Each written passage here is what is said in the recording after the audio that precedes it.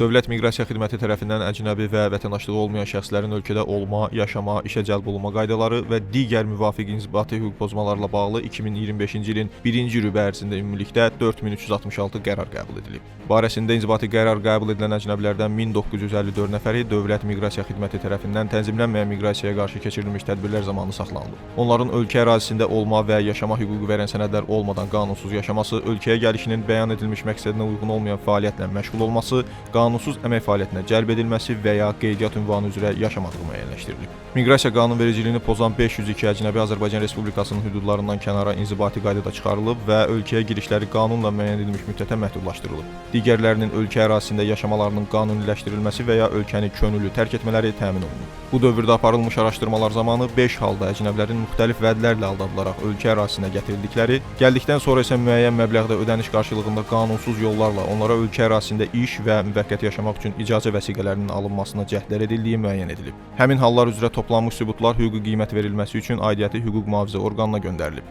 Dövlət Miqrasiya Xidməti tərəfindən tənzimlənməyən miqrasiyaya qarşı tədbirlər fasiləsiz davam etdirilir.